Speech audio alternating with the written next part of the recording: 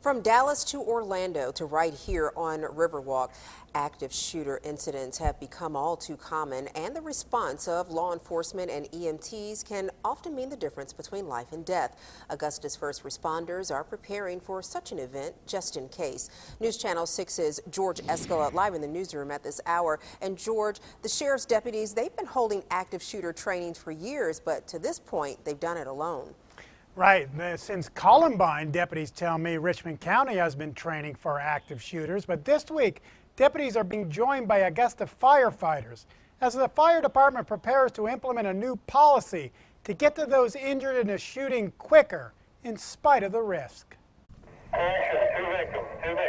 It's not a fire call, but rather a call of shots fired that have these Augusta firefighters on the move, taking part for the first time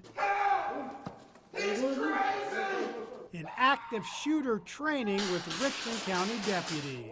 Across the nation, departments are gearing up for this type of response now. And for our fire service to be on the front end of this thing, that's exactly what we're doing as well. In this exercise, a shooter is inside this building, and there are victims that will need help.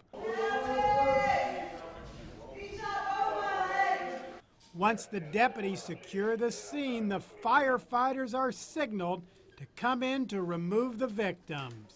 The whole idea is to get the firefighters to the shooting victims quicker because time could save lives. The firefighters don't go it alone to retrieve the victims. They are escorted by a team of deputies. This allows them to get to victims as soon as the scene is secured.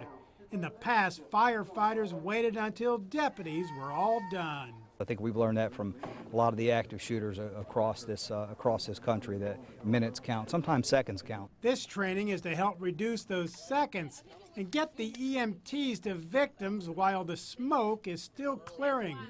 Firefighters are no strangers to danger, but have never responded like this.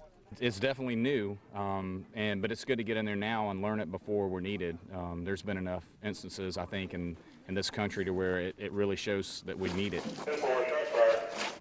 Now, firefighters were not wearing their bulletproof vests in the exercises, but that will happen in the future. Commissioners approved the request for bulletproof vests back in May, approving to spend $40,000. Now, those vests will be there to the firefighters shortly, according to the chief.